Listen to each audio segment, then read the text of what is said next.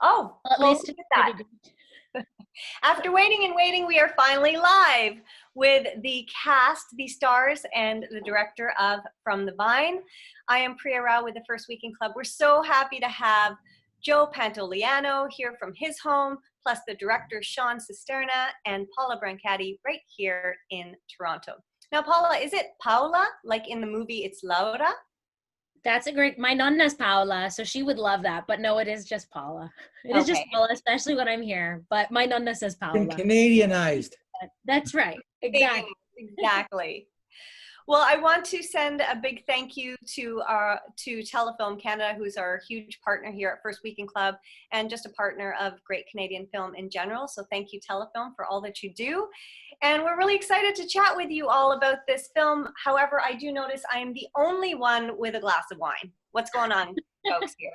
Now I look like the lush in the group. Oh, thanks, Sean. I'll pour. Nice. Okay. We all have our own beverages of choice. Are you actually drinking an Aglianico del Voltura over there? Oh, Priya, we're going to work on your pronunciation here. I know. Aglianico del Vulture. Del Vulture. It's from Acerenza right here. Acerenza. Okay, I was not going to pronounce the C with a ch. I was going to say Acerenza. Oh, what Aglianico is really yummy. It is really yummy if you can get your hands on it, Priya. It's well, good. I have had Aglianico itself. I just haven't had this specific one. I kind of work in one in my other part of my life. I work with a master sommelier, so I've been fortunate enough to taste a lot of great wines, but not that particular one. Cool. Yeah. Well, when Okay. you go to your wine store, it's anything Basilicata. So Okay. from the Basilicata region. I looked it up in our wine store, and they had 2 bottles, but neither of them were anywhere near me. So unfortunately, I'm just drinking a Pinot Grigio. However, that is also an Italian grape. So kind of. You can stay and moderate then. You're And I'm having the San Pellegrino like it's water. I'm so this kind of reminds me of my childhood a little bit too, as does wine. But Interesting. yeah, we made our own wine growing up, so I was tasting a little bit. But yeah, this stuff, I'm really, really into it. Hoping they'll see this. There you go. Also an Italian beverage is San Pellegrino. He's doing a little backdoor advertising. How much you get for that, Paula? Listen, we'll talk. I get 3%. Show it to the camera. 3% of that wine too, Sean. Oh, so easily distracted we are. But let me just start by saying this film, who wouldn't want to just run away from everything to the vineyards of Italy and start a new life? Like, that is my dream. Having an animal sanctuary on the vineyard, and this is my dream life that is going to happen 10 years from now. I'm manifesting. Also, figs, olives, bread, and wine is pretty much a perfect meal, isn't it? Anywhere in the world. 100%. Yeah. Joe, I was watching a couple of your interviews recently, and loved what your chat with oh gosh, Richard Krause. His name just escaped me, but love that chat with Richard Krause. And you were talking also on the radio about how now COVID has been hitting a lot of us hard, but it hit you especially hard, quite literally. So I wanted to know how you're doing after that accident, and if you're back to feeling 100% yet. I'm at 70%, and unfortunately, when I hit my head, I somehow broke a bone in my left eardrum, or fractured it. It needs to be repaired, so I have to get an operation because I've lost about 70% of hearing in this ear. And apparently they make the incision from behind. They put my ear on my cheek, and then they go to work and then sew it back up. So I asked them if they could do a facelift, at least on my left side, and then next year I'll do my right side. We can do And the you'll sequel look like- where young Marco. Exactly. You'll be two-faced. Yeah. Okay. I thought my recent story of having to have a needle injected in my wrist that I could feel sliding down the tendons was disgusting. But now I have the visual of Joe Pants's ear being flipped and resting on his cheek. So thanks for that visual. Not a pretty, it's amazing that I went to the follow-up appointment with the doctor.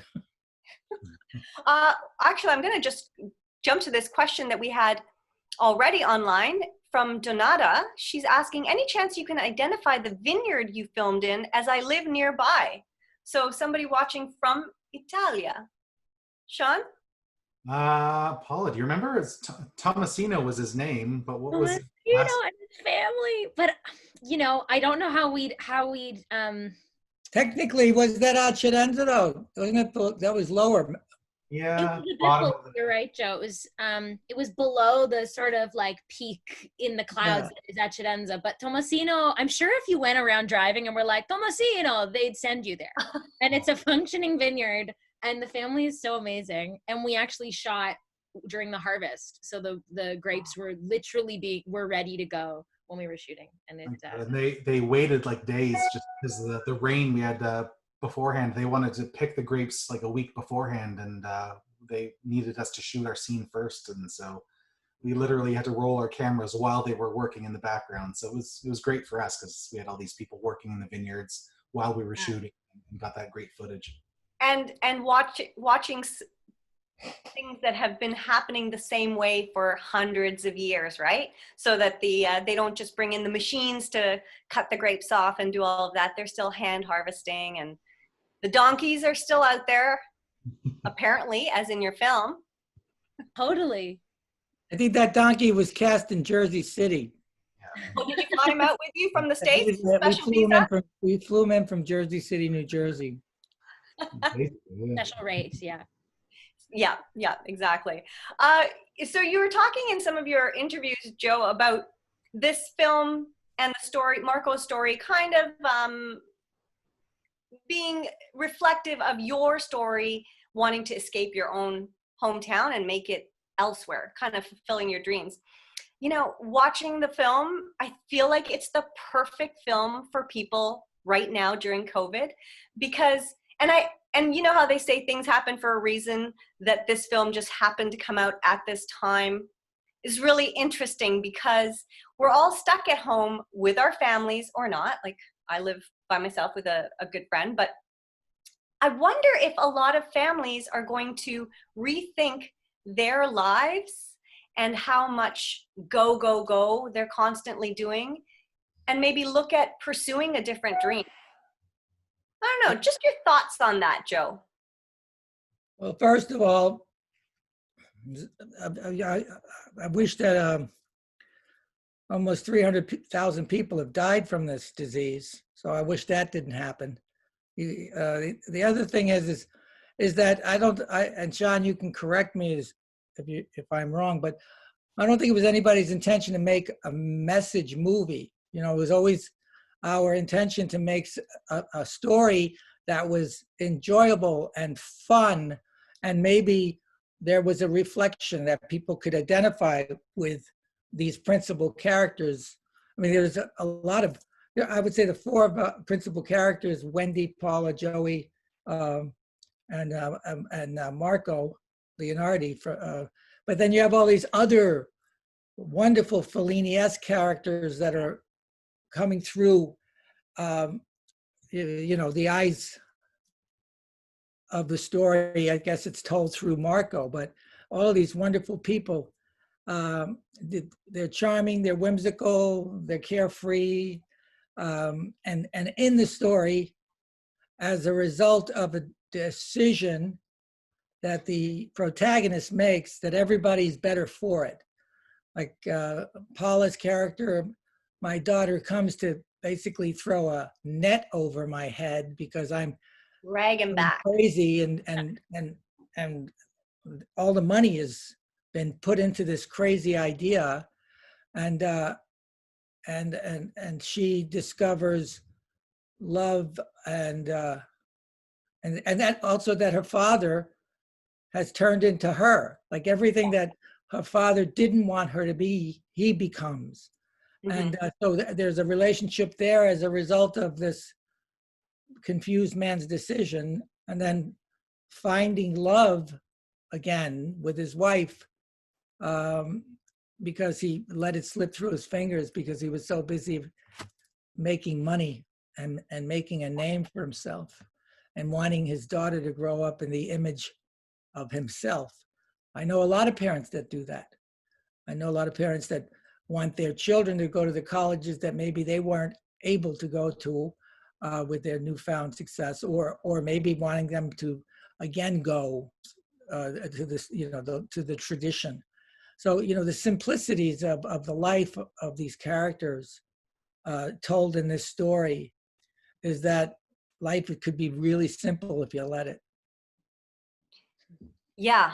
And that is, I think, what really struck me watching it right now with everything that's going on, because we're forced to slow down, right? We're forced to kind of change our pace and really be with the people we live with, whether it's family or whoever it is, and to face those relationships maybe in ways that we haven't been looking at them for years before, because you do get complacent, or you just get caught up in the day-to-day of life, getting your paycheck, coming home, spending an hour with the family, then going to bed. You've talked about that, Sean, in some of your interviews too, about how we're just always on the go here in Toronto and North America, I say kind of generally, but Italy and Europe and Asia, like India, it's a different pace. It's a different kind of lifestyle. So I really found that to be that striking to me about this movie. So not that you intended for it to have a message, but I think that's the message in some ways that really hit home for me right now, because we're where we are.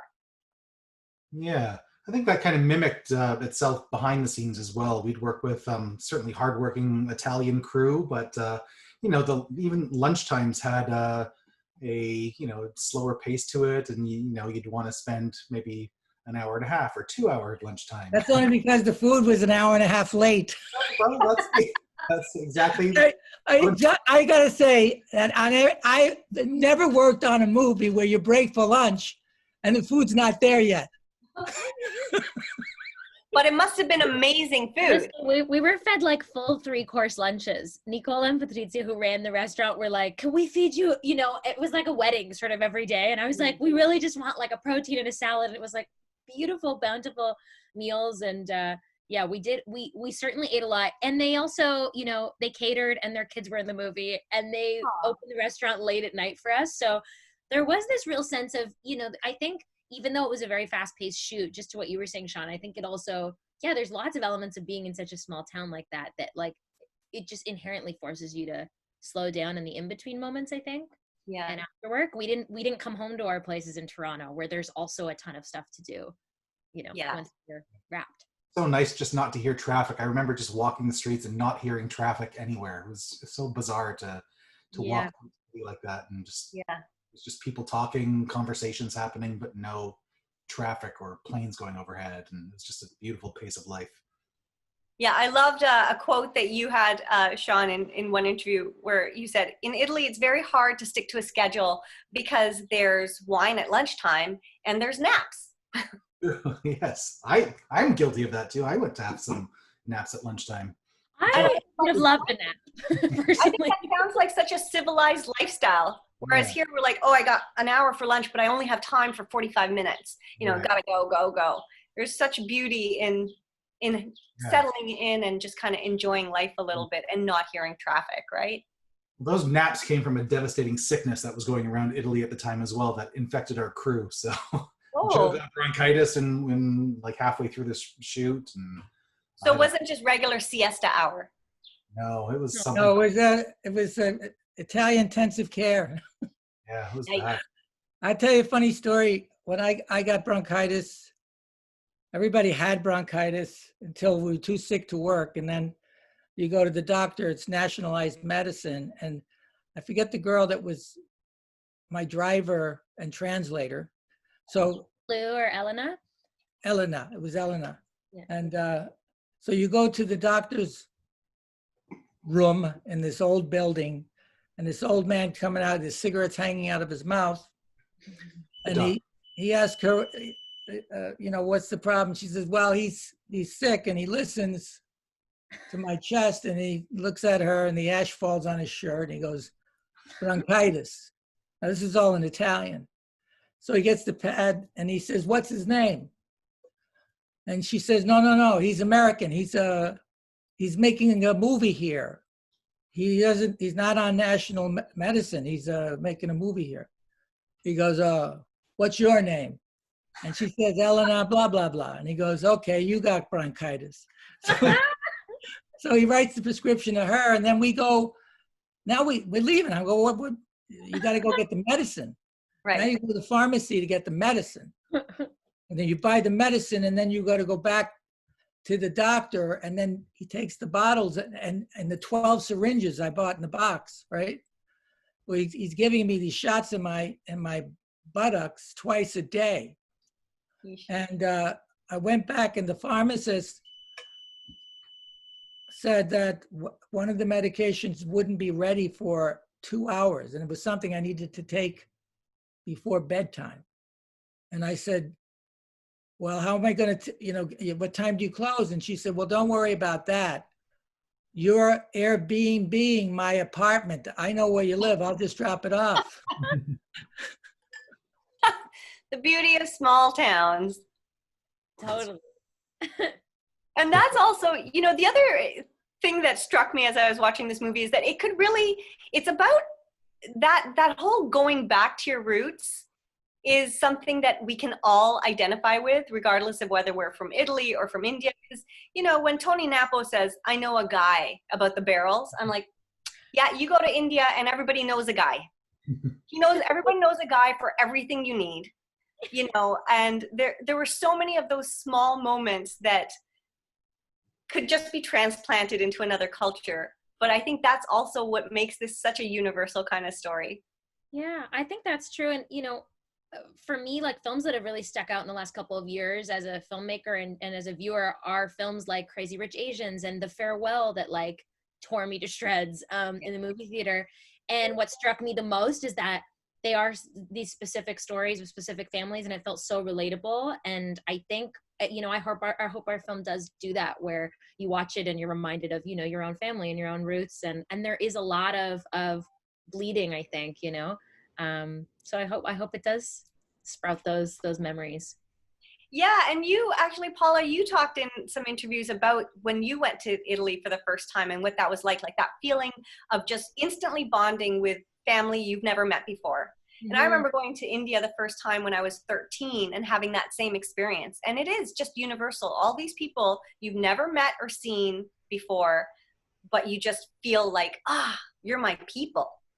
Totally. It's crazy, right? It's like, it's this really visceral reaction and super emotional. I imagine, I don't know if you're a crier like me, Priya, but lots of tears. At 10 years old, I was a crier. So drop of a hat, like weeping, joyful weeping that I was connecting with family and that I was getting to see these. I think it's also seeing locations and places that your family's talked about for so long. It feels like these little puzzle pieces are really clicking in, and I felt much closer to my nonni after that first trip, and it really bonded me in this other way.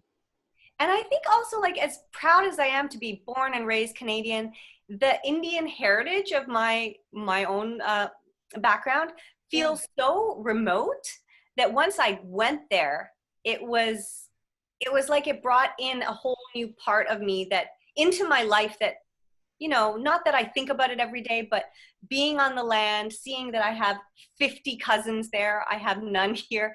It just makes you feel different to connect with family that way. So cool. Yeah. Something was sparked in you. Yeah. What was that like for you, Sean? Had you been to Italy? Like, you're Italian. Yeah, I've been a few times, just vacation. Like, I never thought I'd go to like the town where my dad was born, this little place called Pasticci in southern Italy. I had no desire to go there. It wasn't a major city by any means, and it just did not seem appealing to go. But then serendipitously, Cisterna, where we shot the movie, is like 40 minutes away from where my dad was born. So one weekend I went and tracked down the house where he was born, and just had that moment of self-reflection and a moment just to myself where I could to experience where my origins came from. So it was nice. So cool. work on. That's a nice segue to a question we have from Facebook. And just a reminder to please post any questions you have. And even afterwards, it would be great if maybe Sean, Paula, you might be able to check into the Facebook post and answer questions that we don't get to here. But we have a question from Rosanna. She says, what struck you the most about Acerenza, the place and the people? So maybe we'll start with you, Sean, and we'll just ask all three of you. It struck me the most. Well, certainly the biggest difference between shooting generally all of my projects in Toronto is that the extras sign up to be in your movie in Acerenza. You know what I mean? It's not like pulling teeth to get extras to be on your film, but in Acerenza, there was a waiting list of people who just wanted to participate in the making of the film. So it was a beautiful setting to be around, where they all wanted to contribute and be a part of the film that was shot in their fair city. Yeah. Joe, what about for you? Well, I wanted to say this a moment ago. I've worked in Italy before on other movies. I've been to Italy a lot in my life, fortunately. But Acerenza was a magical place. There's nothing like it. And because of technology, a movie like this, Sean couldn't have made this movie 5 years ago. The technology has gotten so lightweight, and the equipment is much smaller, and it's digitally. You can open the stop and shoot without lighting, because those streets are so narrow. What would you like 3 feet wide? Yeah. Couldn't get a truck up there at all. You couldn't get a mid-sized car. If you're walking, and it's all cobblestone, and you're either going down a hill or up a hill in a small little section. And because you're so high up, 3,000, 4,000 feet, if a cloud comes in, you're in the cloud. We thought it was fog for the first 2 days. Then we realized it was actually the clouds. Wow. But on the side of these little, and all the buildings, the tallest building on that hill is the church, which is, I don't know, it's 4 stories. So everything's 1 story to 3 stories. And you would see on the side of the buildings these big long gashes from the rear view mirrors of the cars that would eat through them. Yeah. And so our production office dressing rooms was the city hall. It was almost as if that Acerenza was designed by a world-class Italian set designer in some European Disneyland. It's just like, I was always thinking, like, this is like at night, a lot of the lighting, he didn't even use lighting. They used natural lighting because the lighting was so beautiful. And those were like, you can't think that up. You can't work that up in a production meeting. It just so happened that way. It's just our good luck. Yeah, and Paula, you've mentioned that in an interview I read somewhere that it's so different shooting in a place like Italy, and it must be so stressful, but that sometimes you had to stop and just remind yourself to take a breath, see the beauty around you. So what was that like for you as a producer, and adding on the stress of having to then be on camera after you took care of whatever problems were happening? I find that I had previously produced and acted in stuff before, and worn both those hats, but doing it in a small town where you're also bringing your crew, a lot of your crew over, there's a different maternal piece in me that's like, is everyone settled? Do they have their Wi-Fi? Is everyone safe? Like, you're thinking about these. Yeah, you want to make sure everyone's having a good experience. But actually, I found that when we were actually in the scenes was when I could relax almost the most and really enjoy the scenery. And suddenly, like, there was no option but to be fully present. So I really think that's an incredible gift, and I'm really grateful that I got to do both. But I think also being in a place like Acerenza, to add to what Sean and Joey said, it's the people are so pure. Like, there's this purity to their spirit that I think comes across in every frame of the movie, and you see them you see a lot of our background, as Sean said, and certain moments that were built out of things that happened, like the accordion player you see played accordion for Wendy at lunch and invited her into lunch at her house, and that's how she ended up in No, that. she was getting her hair done. Oh, the haircut! But they ate too. Wendy was getting her hair cut, and everybody, it was big news in the village That's right. that the actress Wendy was coming to this guy's, and it was Right. in his mother's basement. This guy had a chair, a scissor, and he was cutting and coloring everybody's hair. Everybody. And so with the big news is that Wendy was going to be there, and this lady who had the produce shop, right? Yes, that's right. Yeah, the produce shop, and she showed up with her accordion, and through a translator, it was explained to Wendy that she studied accordion in Naples. And Wendy took out her iPhone and photographed about, I don't know, a minute and a half of this lady playing this Neapolitan song. And then she showed it to Sean, and Sean said, that's in the movie because we had the perfect place for it. Yeah. Those are the kinds of magical, things that got to happen because they were also so excited, and now Accidenza is immortalized, on film, and I think we're really used to seeing big city Italy in North American film, but to see a place like that wouldn't have otherwise maybe been featured is, I think, super cool. Yeah. Another fun fact is the hairdresser was also the donkey wrangler. If you can. That's right. Amazing. I need my roots done, actually, so. You might have to make a trip out to Italy. You have to understand that when we shot this movie, the town is basically a tourist attraction. And in October, they shut down. So it's getting really cold and damp. That's why most of us got sick. So there are many restaurants in that little village, but only one stayed open. That Franco, the Italian producer, made a deal with the guy to stick around, and and so he had a coffee shop, right? That little coffee place. Yeah, Those are the two places that were open, and then some. Rosas. Yeah, so if you wanted bread, you went into the bread store, but it was all downside. So the bread store literally was 200 square feet, and the produce store was 200. If you wanted salami, you went. The cheese store also.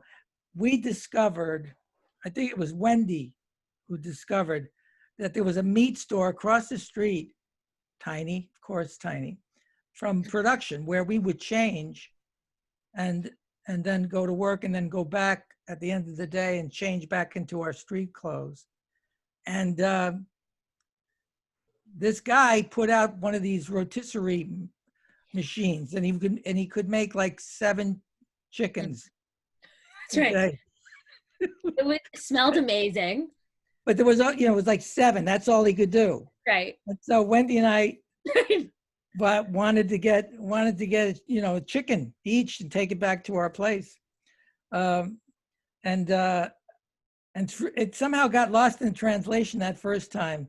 Somehow those chickens slipped through our fingers, but eventually we were able to get them. Oh, I remember a day trying to track down a chicken or two for you. That became my crusade. I hear chicken and I'm like, Joe. It's like a Pavlovian reaction now. Right, yeah.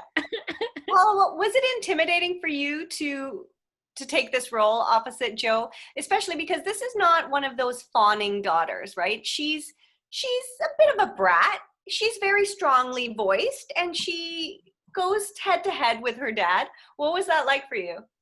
I just described her yesterday in an interview as a fig because I said she's prickly and big-hearted. So she's a fig, a lovable fruit. But I think, when we thought of Joe for this. Especially when you turn her into a cookie. I see. When we thought of Joe for this, that was exciting for me, of course, as an actor, but also to pair him with Wendy. I hadn't really played out. I was sort of like on the producer side of things at that point. So I hadn't quite played out what it was going to be like on the day. We had a little time, Joe, you and I, to chat at the restaurant, and we did some rewrites a little bit as far as their relationship went. And I think it was really nice to fold in some of our own experiences, yours as a dad, mine as a daughter, and I was raised by both my nonnos and my dad. So, you know, my relationship isn't exactly that with them, but I could certainly relate to, you know, wanting to live up to something. And I was also interested in a young woman who's a daughter who's not 18. I think we see a lot of coming of age stories that sort of end at college, you know, but certainly as an Italian Canadian, I'll tell you that's a relationship. As so many people, I It's think, so great to see the point of view of a 40-year-old, you know, in the story. yeah, you're like, copy that. Everyone I can play. Yeah, I can play 40s for sure. But you know what I mean? No, there's a point of view that's different. I think like it's exciting to see parental children relationships past moving out. You know, I think there's like, it's complicated and he's doing Also, out. Paula, as an actor, had the luxury of being a producer, kicking my ass prior to getting in front of the camera. She was very comfortable in kicking my ass by then. So it worked right into her character on screen. Yeah. Amazing. It was just a blessing. It was all one big blessing.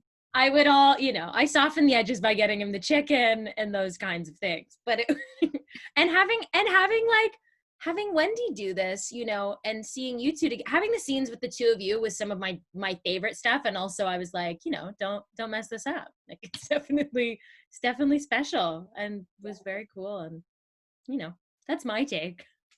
What about you, Sean? What was it like for you to direct somebody you've been probably idolizing on screen for a long time?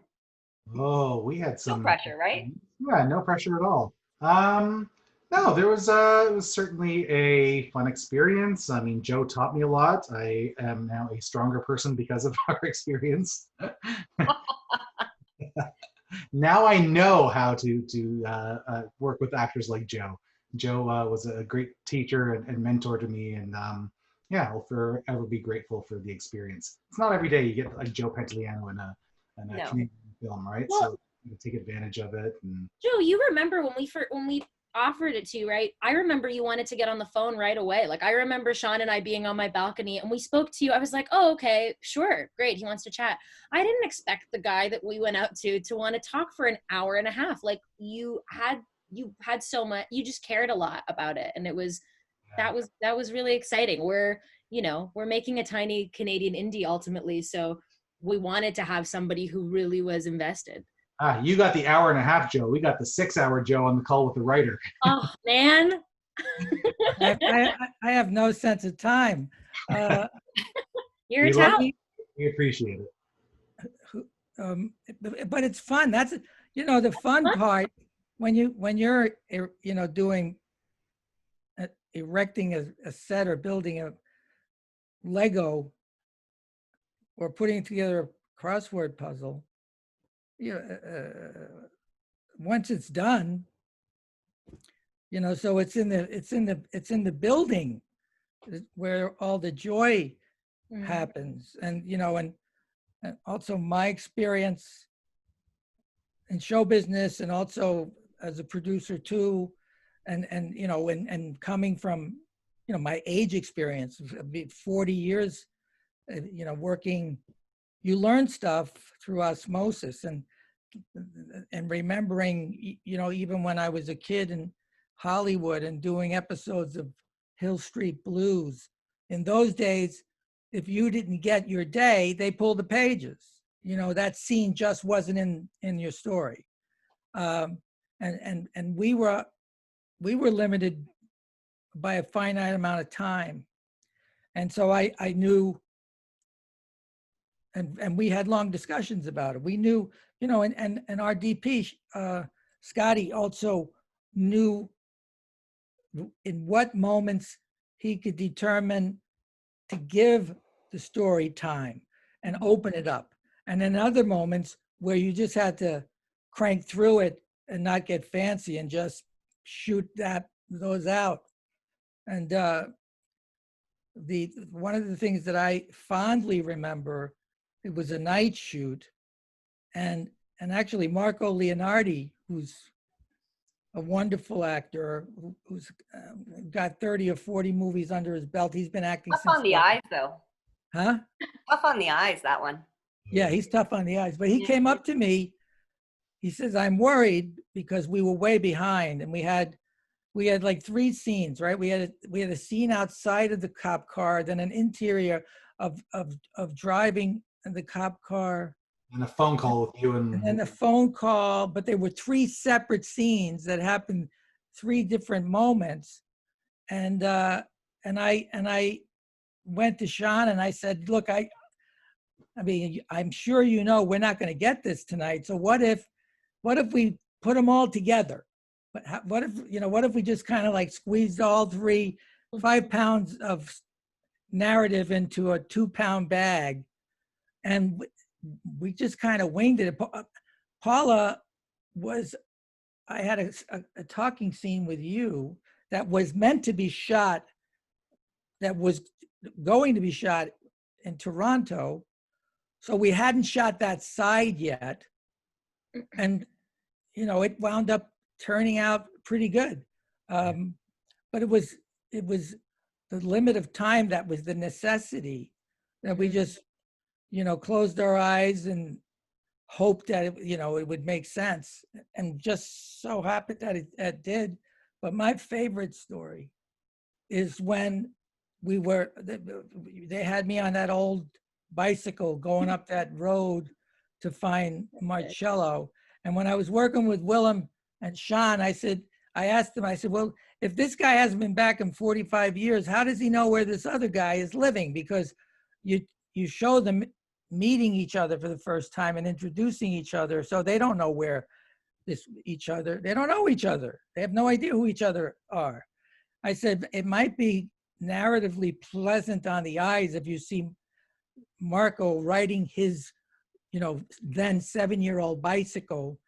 Kind of stole the idea from the Goonies. But what if he's on that bicycle? So he liked the idea, put it in the script. And then that night, I get there and I see I get the geography, and I said, well, how does he know where the guy lives? What if I'm coming up the hill and some guy, an extra, you grab an extra, is walking, and in the wide shot, I'll stop. We won't have to hear it. I'll just ask the guy, and the guy will point, and then you can cut to that next shot. And he said, that's a good idea. Let's try that. So he picks a guy. So far, I'm telling it correctly, right? He picks a guy that he's going to tap on the shoulder so that we meet at the right time in front of the camera, as the camera's rolling. So we had a guy who was the AD. He had a big, big baritone voice, and it's 2:00 in the morning, and he screams action, right? And wakes up the whole town.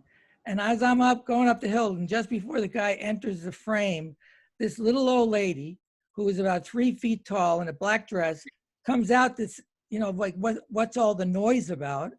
And I stop, and Sean grabs the guy, the actor, by the scruff of his neck, keeping him from entering into the shot, ruining the shot. And, telepathically, we were talking to each other. So I asked the little old lady, don't know what the fuck I'm saying. And I say, point, point, point. And she points. She actually does what she's supposed to do. And I say, grazie. And I go up and I pass camera, and Sean cuts camera. He says, cut. And then everybody, there's like 40 of us, and everybody gives this little old lady this incredible applause. And then Sean tells the AD, tell her she's in the movie. Oh my God. I actually loved that scene because it made me laugh so much that she said, over there, over there, over there. Like, she says it 3 or 4 times, and it made me laugh so much that I love knowing that was totally an impromptu, unscripted moment.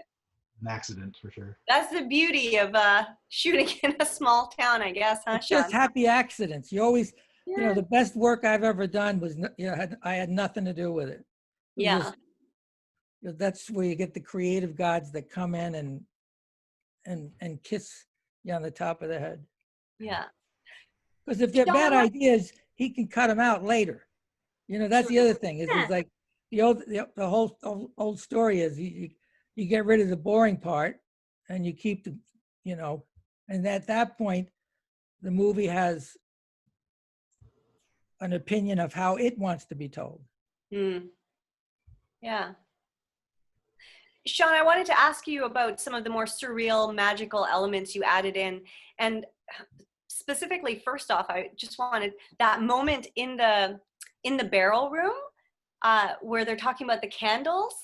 And I know that that wasn't originally in there, but you put that in because you heard of that from the local winemakers. It was so cool. And I've got to ask now my wine community friends if they've heard of that trick back in Italy. But can you just talk about that quickly, that moment, what I'm talking about? And then I just want to know how you chose to bring those magical elements in. I haven't read the book, but based on what I've read, they weren't written that way in the book. Yeah, okay, so your first question is the barrel house. So just picture a large cave if you haven't seen the movie, or a small cave where wine barrels are stored. So the winemakers are making wine, they're punching down this crusty layer of fermented or hard grape skins that they have to let the oxygen out. So as the CO2 is released, it's a dangerous gas that could make the winemaker faint if the room is not properly ventilated. And so the old winemakers in the day, because these caves don't have ventilation systems, they used to light candles, and if the candles were extinguished, that means there was too much CO2 in the air, and they'd have to air it out or risk fainting and potentially dying. So that was one of the nature's sort of alarm system that they would use in the olden days, that we incorporated into the film once we were told that by the Italian winemakers. So yeah, that was a really cool little bit of scientific Italian trivia that we put into the film. And then we have these magical realism moments in the film where vine leaves come to life, and statues that have been dormant for centuries start turning their heads, and roaring lion statues. And so, yeah, you're right. That's not in the book, Finding Marco, by our executive producer, Ken Cancellara. He wrote the book that the film is based on. But it's a very internal book. It's a lot of passages of this character, Marco, describing what he sees. And so we wanted to externalize that as much as possible. So when Marco comes back to Italy, Joe's character, statues start coming to life, kind of like being reborn, or it's like a renaissance of the town. This character is making the town come to life, and we just wanted a physical way of representing that in the production. Mm-hmm. So cool. I loved it. I love the man in the moon talking and giving a little wink. Yeah, that's my wife. That's not a man. That's a beautiful woman in the moon. She has a very head. No offense intended. It's a character actor. Yeah. There's a question from Michelle. Technical sort of production question. Was this an international co-pro, and how did the deal come together? That's a long one to answer, but was this an international co-pro between Italy and Canada? Yeah. And was the US involved as well? No, solely through Italy and Canada. Our two governments got together and co-funded the project with some private equity as well. So that's the short of the technical mumbo jumbo on the film side. And then no, we just made an offer to Joe, who's obviously an American. So the US was not specifically involved other than Joe's nationality. Great. She has some other aspects of that, but they're production related, and we're running out of time. So maybe you can check the questions and answer that. Vito has a question, and we're going to try my pronunciation again here, Sean. So he says, curious, what kind of wine was it? Like Merlot or Cab? But it was Aglianico del Vulture. I was going to try it myself, but okay. You say it. You're the pro. So Aglianico is this red, deep red wine that's grown in the volcanic ash of Mount Vulture, which erupted and spread ash along the grounds of the Basilicata region, and that's what the vines grow in this volcanic ash. And it's very difficult for the vines to survive. So it's a very strong vine, and many of the winemakers' tips for growing that specific varietal are in the film as well. You can't irrigate the plant. It's got to be naturally irrigated, or from rainwater only, water from God, as Joe says. Yeah, so there are very specific conditions that the vine must grow in order to produce true Aglianico del Vulture from the Basilicata region. Yeah, and there's so many great bits of wine knowledge in this film too. So if you are a wine lover or just want to learn a little bit more about wine, and especially Italian wine, like classifications and all that. Just some really interesting stuff about wine that was told in an easy to digest way. You know, and you actually learn a lot about it. So I really found that interesting too. Now, this was based off something, Sean, you were saying earlier about Joe, you learning a lot from Joe. And I wanted to say that, you know, one of the things that comes across, Joe, in talking to you and having seen and listened to some of the interviews you've done for this, and in one of them you were talking about how the film was on the top 10, Canada's top 10 films. And you were mentioning that, you know, for a film that doesn't have a great marketing budget, you know, it's such a great thing to see it out there. But it really shows that you have retained your love of films, that you're actually even participating in this Q&A, to be honest, because we are just a grassroots organization that promotes Canadian film and filmmakers. And that you've taken the time to be here is really indicative of the fact that you stand behind your projects and that you care about the art and the magic of film.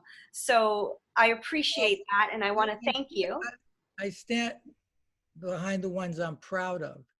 You know, I mean, 90% of the work that I've done is shit. I mean, when you think about it, I've been in 165 movies and you know, in 150 were complete garbage.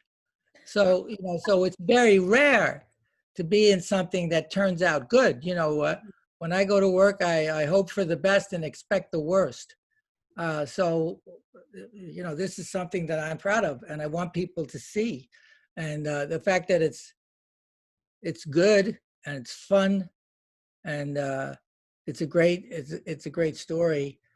You know, I'll do anything I can to, you know, get people to watch it. Yeah.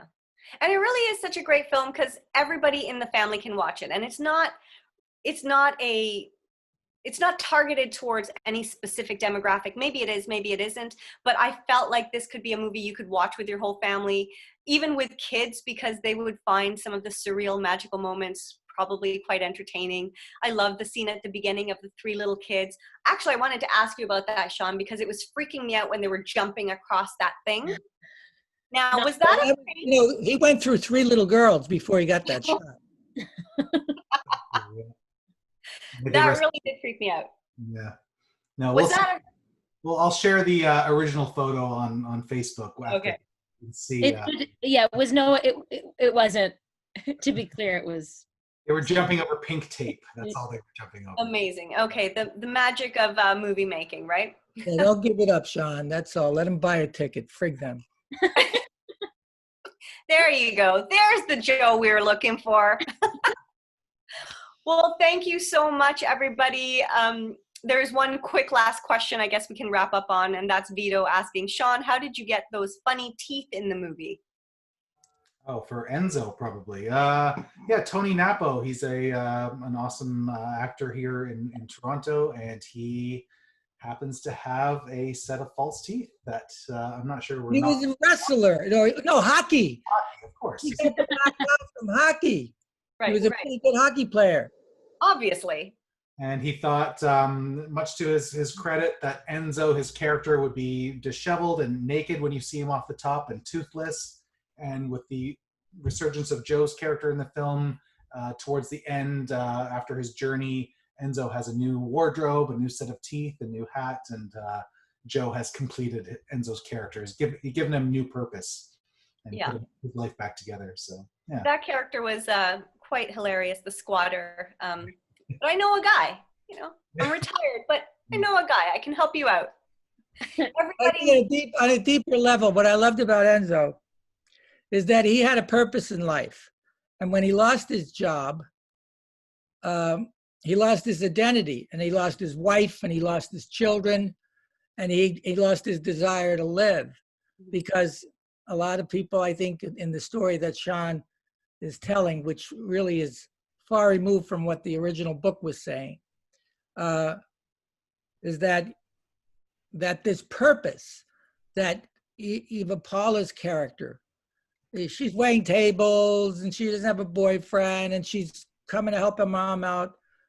She's not going there for anything. And he didn't go, he doesn't even know why he's there.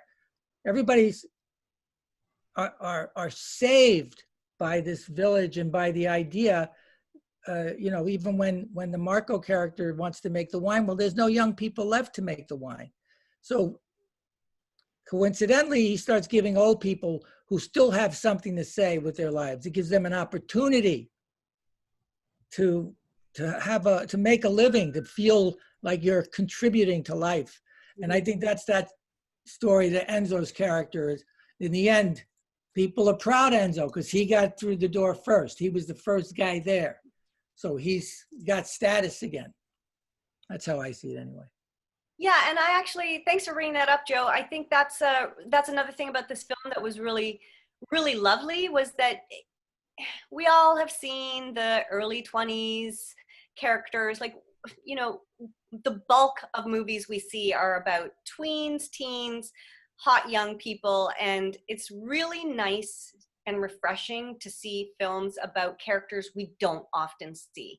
So I really like that. And also, every time you do that, Joe, it reminds me of my uncles in India, but it would be up here with their mustache and it would just circle in as they were sitting. I didn't know I was doing it. It's just that it's gotten long enough to do. And it's like, I can't sit still. I'm sorry. Well, you're taking me back. You're taking me back to the village. My dad comes from a village in India, which is the first time I went there, they didn't even have running water. They had a well in the middle of the village, and we had the only house that wasn't a mud hut.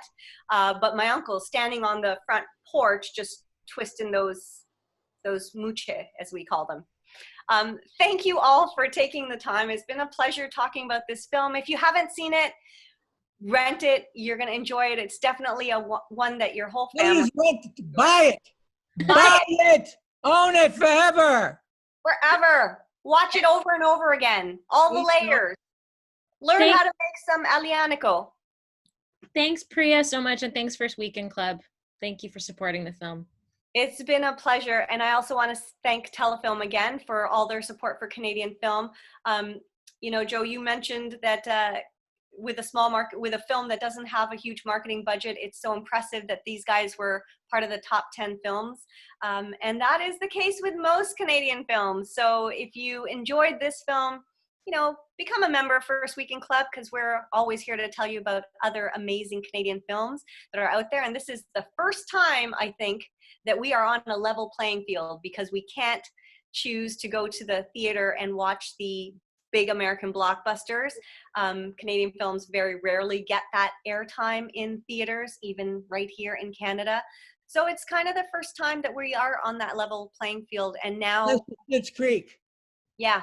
And I think more and more people are realizing that there are amazing Canadian films out there. So thanks, Sean, for making a film that is such a joy and gives a little, jump in your step. And it's been a pleasure chatting with you all. Thank you. Thank you very much. I love Canada. Come back anytime. Well, not now, because not now. Won't let us Any in. other time. We're Americans are under house arrest. Yeah, we're gonna keep those borders closed for now, Joe. But as soon as it's open, you're the first one we'd like to get back. Thank you. Thank you. Thanks, everyone. Bye.